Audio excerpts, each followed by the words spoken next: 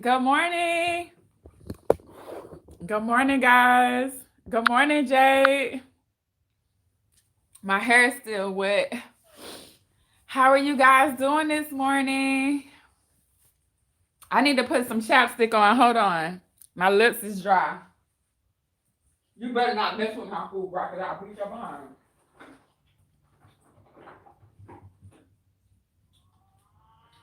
Move.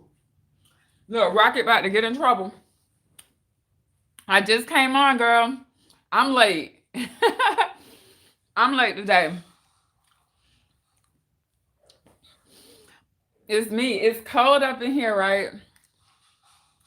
And so I was like bundled up and didn't realize how late it was. But I wanted to come talk to you guys this morning about money. That's what was on my mind. I got my breakfast right here. I'm like really late. I'm hungry though. So I wanted to talk about money this morning. And what I wanted to really discuss was like why it's important to get your finances in order, like really. And not so much, a lot of us, we think we got to go make more money. And sometimes you do need to make more money, but I would say the first thing you need to do is, look at the money that you already making and how you spending that. So I am going to be eating and talking, so forgive me. But the first thing that I did when I started thinking about, my money and how I was spending my money is I really started looking at where I could cut my cost at. And so I was going to get rid of my car at first, but then I was like, no, I'm going to keep it. This was a long, long time ago. I was like, no, I'm going to keep it. I'm going to just pay it off because it was worth more to me to keep it at the time. And so instead of just like not having a car, because I was working at multiple surgery centers here in Jacksonville. And so I needed transportation there. This was before I was able to like fully work for myself. And so I started looking at how to cut out stuff that I didn't need. So I started first with the cable, and then I was renting out my studio in the back when I wasn't, because at the time I hadn't got my cosmetology license yet.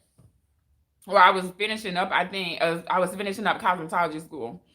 And so I was renting it back out, and we was splitting the electricity, I think like half or something like that. Or a third, I think I was having her pay.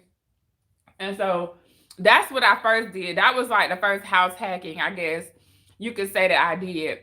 And then later I decided I would make more money if I did hair from home. Because I was paying booth rent at one place, and then at another place, when I was paying booth rent, I was doing commission. And so I would work as a surgical tech a little bit, but I was still trying to get my hair salon, my hair services up. And so I started doing hair from home. But the first thing I would start telling people to do is figure out, can you rent your room out? Can you rent a room out at your house? Or can you turn something in your house into like a business where you like offset in the where you offset in the amount of money you spending on the rent or your mortgage. So that would be like the first thing. And then the second thing is too, I started looking at my credit. And some people will be like, don't worry about your credit, don't worry about your credit. But you pay more when your credit is bad. Ask me how I know this. So you pay more for like deposits or even the rent, your car note, your electricity. All that stuff is more when you got bad credit. So I started working on my credit, but I had already knew what to do for it because I had filed for bankruptcy like a couple years before. And so I was like, okay, I know if I pay off or get all of this stuff that's on here, get it off, and then get a secure credit card. And so that's what I did. I started working more, but I was making money doing hair now. So now that was more like cash. And so I was taking the cash, and I was just able to like pay my rent and pay the stuff. Like my landlord, he was cool with me giving him cash. I think he preferred it. Well, I know he does now, but back then I had more cash available to me, and so I was able to pay off a lot of like debt that I just had just because I wasn't paying my bills. Y'all, I just wasn't paying them. I ain't gonna even lie, I just wasn't paying the bills. I needed money to live, and so I would try to basically rob Peter to pay Paul. And so I finally figured out, okay, let's get the credit going. And so around that time is when I decided that I was gonna go traveling.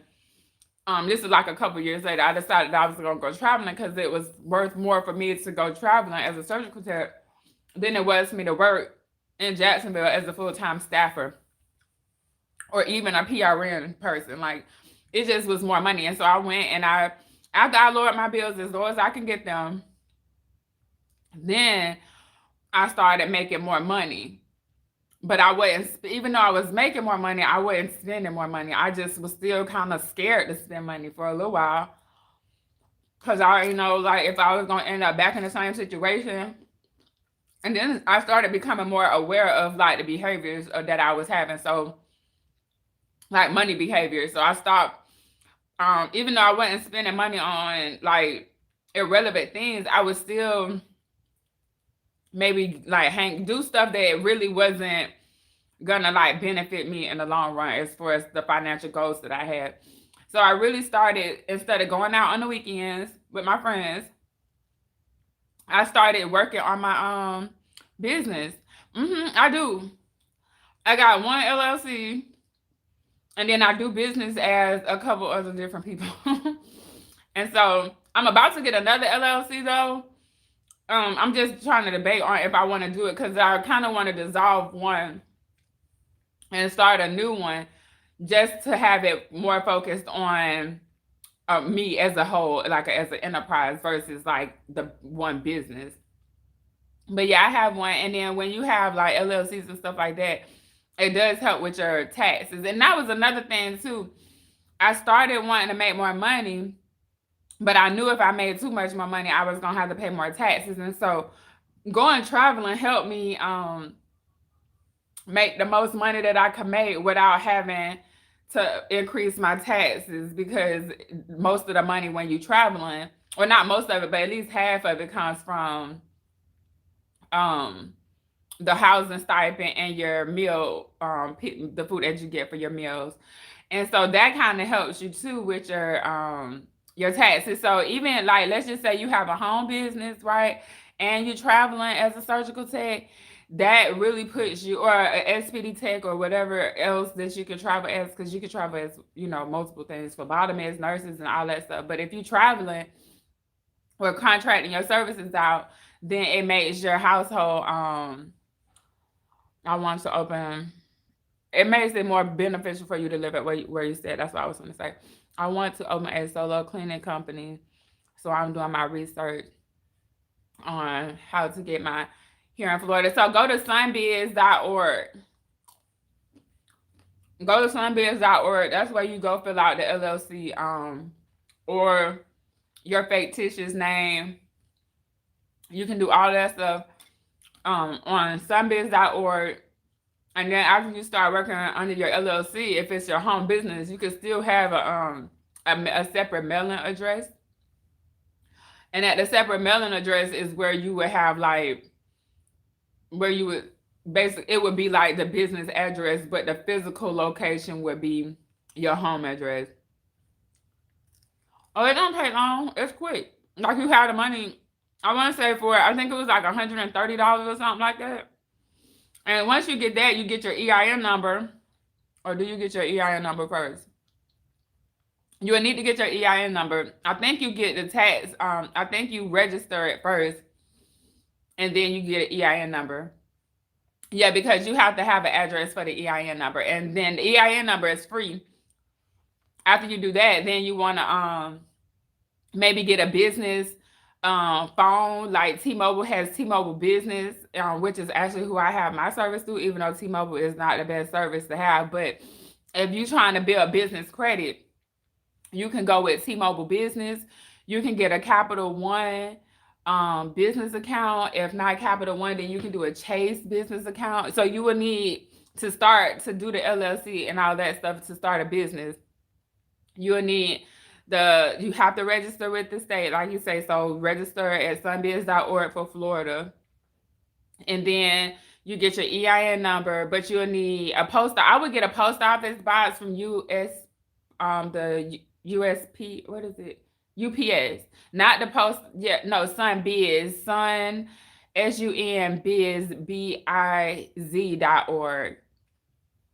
And then you go to the tax, and then you go to the IRS to get your EIN number. But you will need, I'm gonna tell you that you can do the business part without having the post office box and all of that stuff. But I would get a post office box, and I would use UPS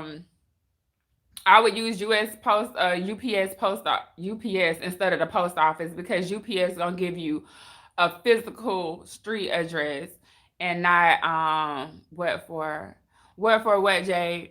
So when let me see if I'm maybe I'll answer the question when I'm finna say this. So you will have, if you get a post office box from UPS, then they'll give you a physical street address versus a post office box, which is more is beneficial for you when you're trying to do stuff like get your business bank account and your business it's a couple of things that you need, and they don't want a PO box. If you use it as your physical location, you can't use a PO box with Sunbiz. But if you use the US Post UPS, then they give you a street address, even though it's a post office box. So that's why I was saying for UPS. Like if you need a physical street address, but you want to still have a post office box, then go to UPS. But for the physical address, you want to use your home. So you can write your home off as the home office, right? And not so much the mailing address. So the mailing address could go to the post office box. And then, oh, thank you, Jade. I'm glad to be helpful today, because I am late a little bit. But so yeah, so you got you go to Sunbiz, and either before you go to Sunbiz, you can go to the post office box, get your post office box, or not. It's up to you. You don't have to have one. But I just had one because I wanted a separate mailing address than my physical home address. That's why I did that. And so in order to get a physical street address, I went to UPS. So after that, I think I did the EIN number, then I did the Duns and Bradstreet number, which is when you starting to do business credit. So it's a Dun and Bradstreet number. They might try to get you to pay for it, but you don't have to pay for it. You just register and wait the time out. And the time while you wait in the time for you to get this Dun and Bradstreet number, you can have your phone with T-Mobile Business, and you can have it under your EIN number, and then that'll start helping you build business credit. And also, you want to start putting money into your business account, even if you put money in your business account from your paycheck, and then you paying your cell phone bill with the debit card that's from your business checking account. That's gonna start building a business credit, and it's gonna create like activity on your business account, right? And then too, you can start ordering like some stuff from Quail.com. Quail.com is where you order supplies. So that what you would first do is you would start paying for the supplies as you buy them, right? But later they start letting you do it on credit. And even if it's 30 days net, so where you would get it and then you have to pay it in 30 days, some places do 60 days or 90 days, but you start paying for it up front at first yourself, and then later they're gonna let you start ordering basically on credit. And so it take a couple months to do that, but that's part of building business credit. And so then you will start, if you want to, you can go buy a car and all of that stuff. But I wouldn't get carried away with the business credit, because it's not like if you mess up with business, you would end up getting sued versus like filing for bankruptcy if it was just your personal credit. But before you even start thinking about business credit, I would start doing making sure your personal credit is good, because even though they try to run everything through your business EIN number, you end up being the securer. And if your credit ain't good, then your business will end up suffering. So I'm gonna just say, like, start working on your credit. I know people don't be wanting to hear that, but on starting a functional website that clients will use to scale. Yep, I do have info on that. I would have to show you. I could do a video, maybe like a because I do want to do a webinar for you guys, and I wanted it to be more around business and how to start a bit like multiple ways to do business online. But what I'm learning is if you're like, I don't have no problem with showing, but I know if your credit or if your money ain't right, then if people find it harder to really focus on the business. But I can definitely show you how to do that, Jay. That's not a problem at all. And I want to show people more how to like build out. And it don't have to. It's not like super technical like what people think when you're talking about websites and scheduling appointments and things like that. So we can. I'll definitely show you how to do that, and then you'll have your own website. We can put it on. I'll show you how to put it on Google at the beginning. I would rather show you how to do it because when you're a small business owner and you starting out, you don't really want to go pay people to do some of this stuff because you don't really know what they're supposed to be doing. So once you learn it, then you can start like hiring like a virtual assistant, or you can hire somebody to like maybe it. And once you get busier, then you might want somebody to like call the person back if they book online with you. Um, and so that's what I would do. But at the beginning, I would do everything until it start needing more attention. At the beginning, you might end up, cleaning the houses and answering your phones and building out the websites and doing your ads and all of that. That's just part of being an entrepreneur at first.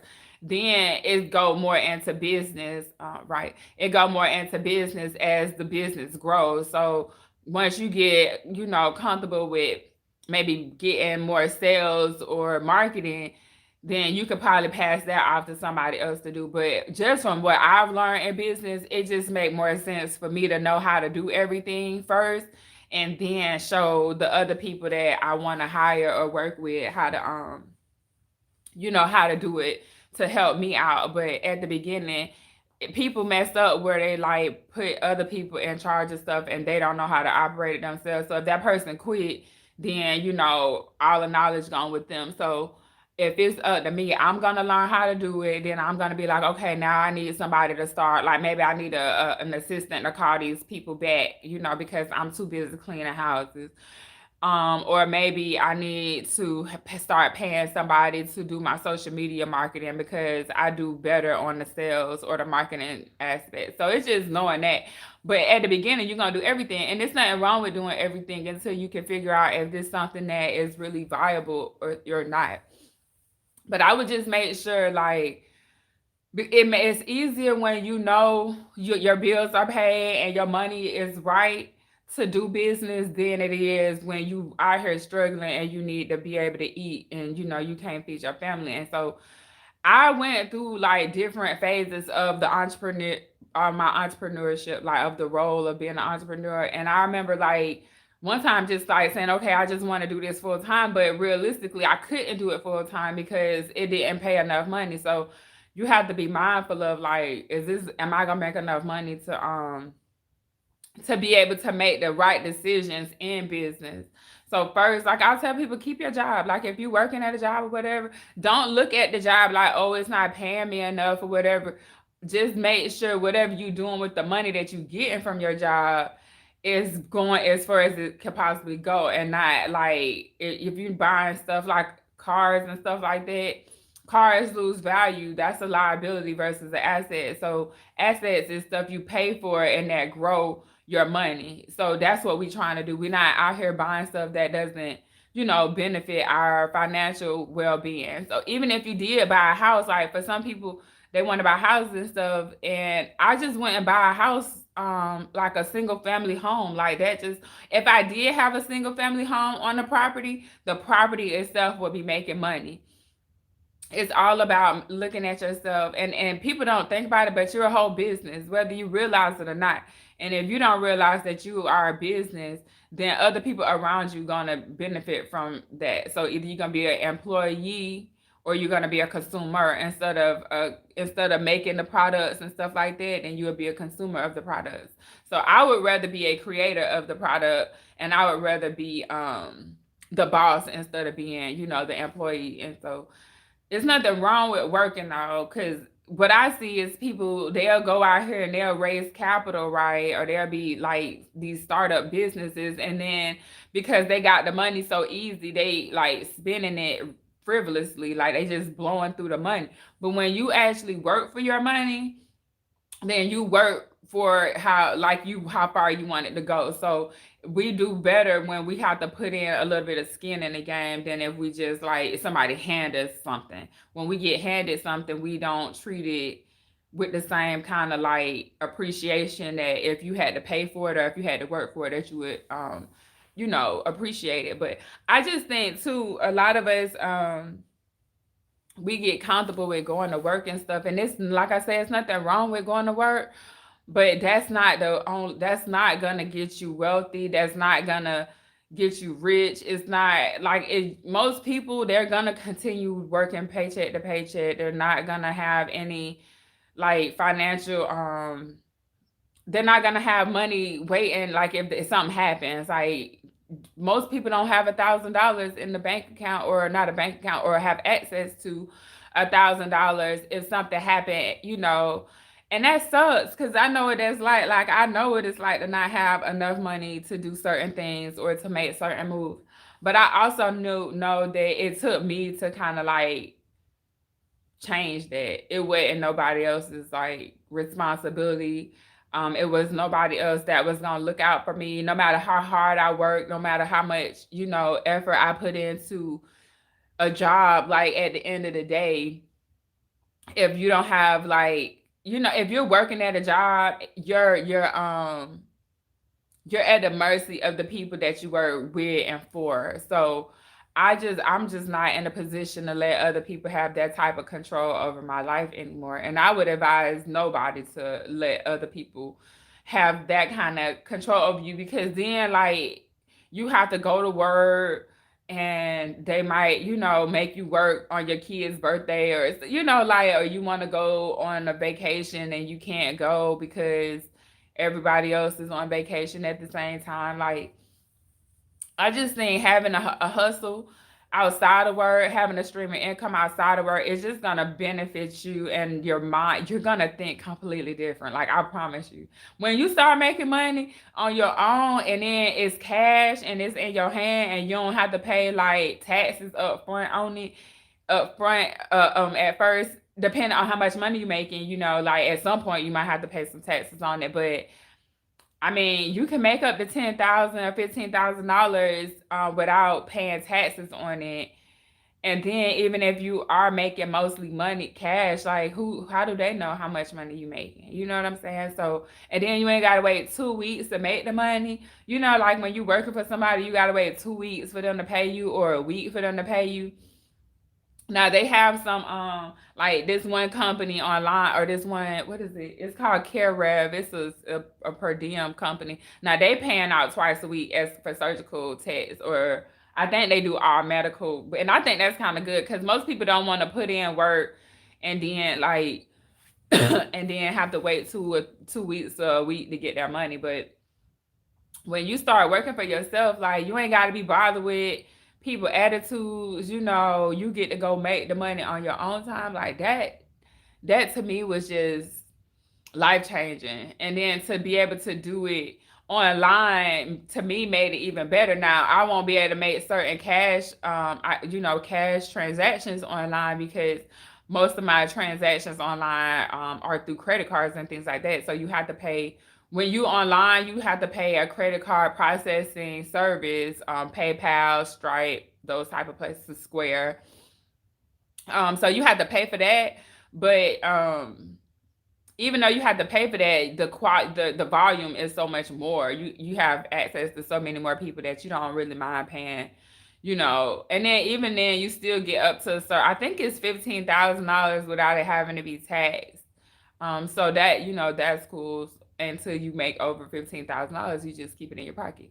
But I would start looking at doing something that would bring some cash in. Like you can book the appointment and you can hold the appointment. I'm sorry, repeat that about the taxes.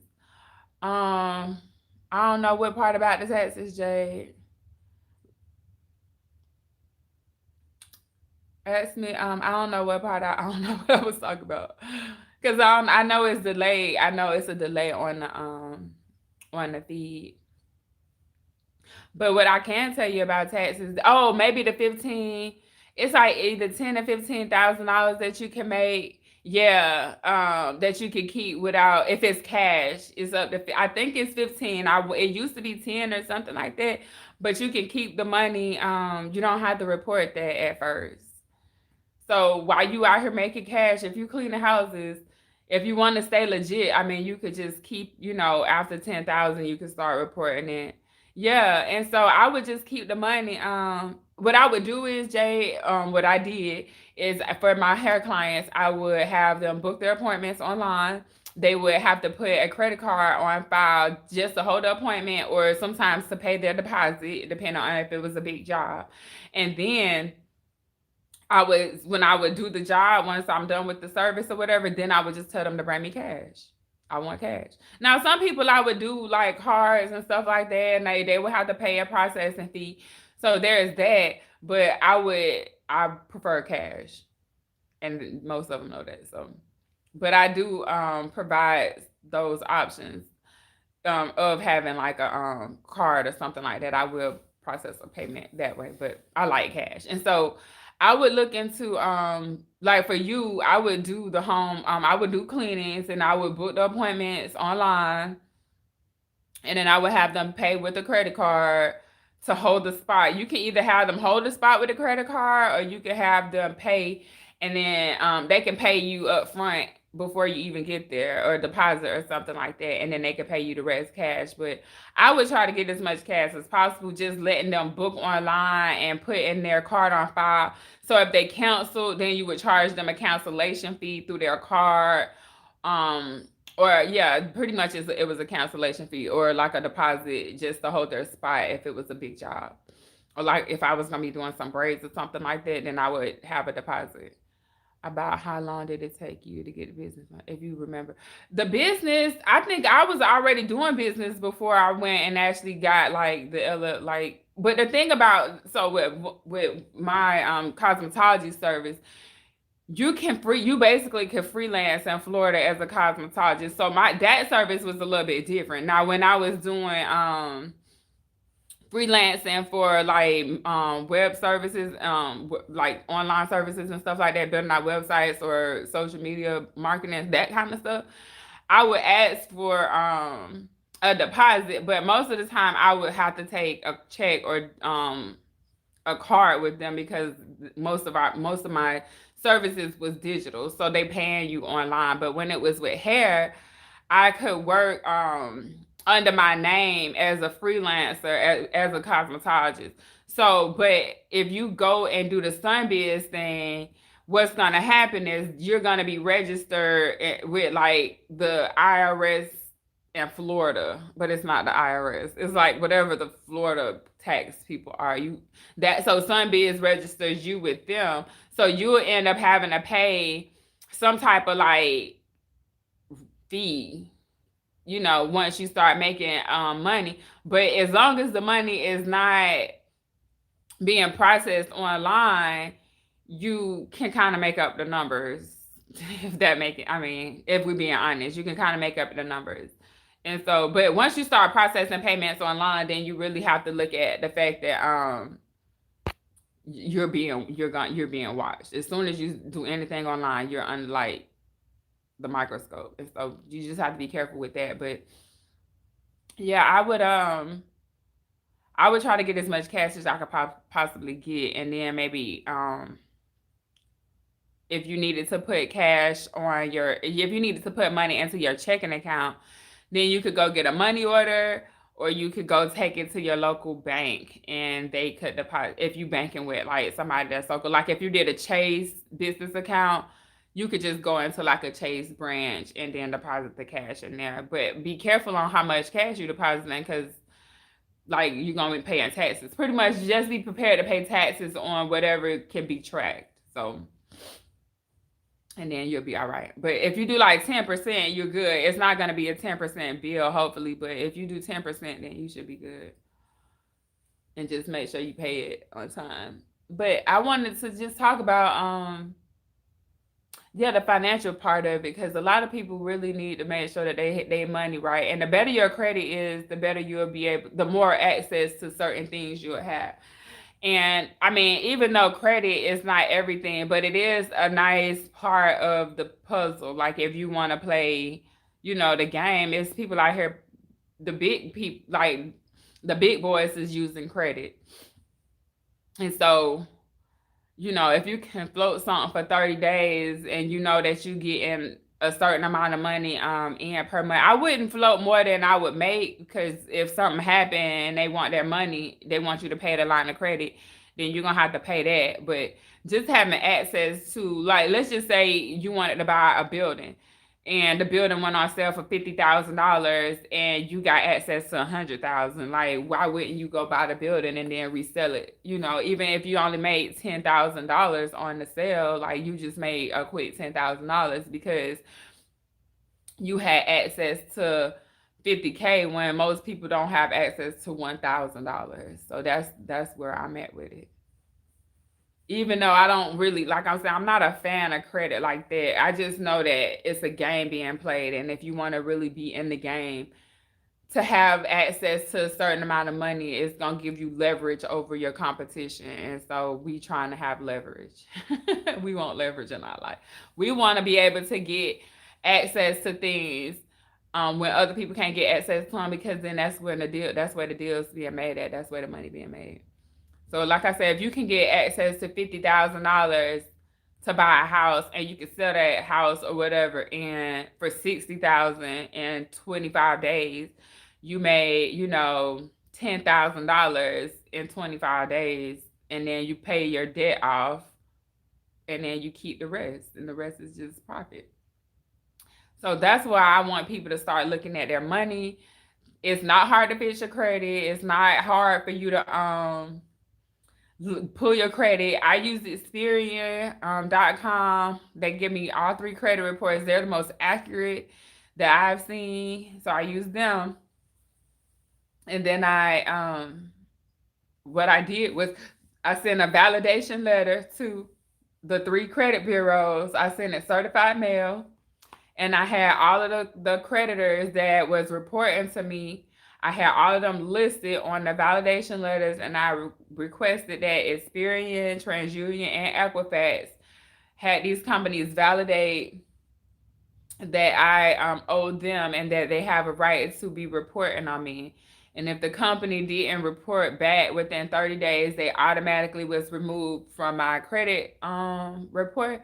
And so I did that multiple times, and it took a couple of I think it took 2 times, and I got everybody off. The only things I couldn't get removed was my student loan debt, which I actually have only $3,000 on the student loan debt, but that's my oldest credit reporting activity. And so I want to keep it because it's gonna drop, and I don't have any really new things reporting besides my two secured credit cards. And one of them is only like 1 year old, and the other one is like 2 years old, so they're not really long reporting, so that's not like great. So that's why I'm just gonna keep paying the student loan debt off as little as possibly, because that, like I said, that's the longest reporting debt history that I have, or credit history that I have right now.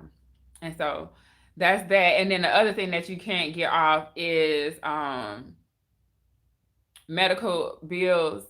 And so I had one on there that I don't even know how they got there, because I'm a vet and I don't pay for medical services, but I'll work on that with the VA. They'll remove it. And so, or the company, I have to work with them now, and I have to work with the VA because I want it removed. But if you get it removed and you just, or have them pay it off and don't tell them to remove it, then it's still reported as a negative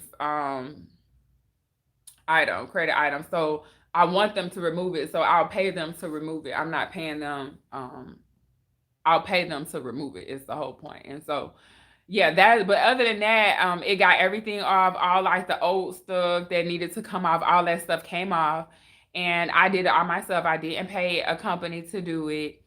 And then yeah, and then I got two secured credit cards, and I use those two secured credit cards every month, and I pay them off before the report date. And so I called to find out what day, not the due date, because you have a due date and then you have a report date. So I found out what my due date was and what my report date was. I put both of those dates on my calendar every month so it repeats, and then I'll go in there before that day, by the due date or before the report date. I'll go pay it all the way off to zero. And I use both of them. So I have one that's due at the beginning of the month and then one that's due in the middle of the month. So it's always money available to me if I need it. And then I just, like I say, pay my phone bill with it, and like electricity, the stuff that I will already be paying for. I can't pay my rent with it because it's not an option. So I use a debit. I use a money order to pay my credit. I mean, to pay my rent with. And right now, that's not. Oh, well, how I'm reporting on that though is for my credit is through man, I can't think of the company. It's a company. I can't think of it right now at the top of my head, but they oh, Rent Karma. Rent Karma or Rental Karma. I think it's rentkarma.com. I paid them, I think it was like $26. It wasn't nothing. It's not like a whole lot, but they actually I used them to report for my rent. And so they call my landlord every month or text him, and he tells them whether or not I paid on time. And then I have a DC or CD, excuse me, a DC, a CD with Self. That's a company that basically you get a CD with them, you pay them monthly, and then I hope I answered that question. Jay, as far as how long it took me to start my business. I think I did. But yeah, so Self is you pay is $50. I paid them $48 a month, and it was for a year, and it helps build up on my credit. So I did that. I do Experian Boost for my phone bill and my electricity. And then that's pretty much it. That's what I do for my credit to build my credit up. But the Credit Karma, that was actually helpful. It boosted my credit score up. The Self help because it boosts my credit score up. And then having the two secured credit cards help. And that's pretty much all I have. That oh, and then my student loans is what I'm report. That's all that I have reporting on me right now. And I put all of that on me except for the student loan debt, and I just left that there because if once I paid off my car note, or my car loan, that's when I realized that I didn't have anything. My car, I thought my credit score was gonna go up, and it dropped. It did go up eventually, but it dropped, and it dropped because I didn't have like a lot of stuff reported on me. So then I had to go out and put some stuff on me. And that's when I put, like I say, the two student loans, I mean, not the student loans, but the two secured credit cards, and Self and Rental Karma and Experian. And Experian does the boost option.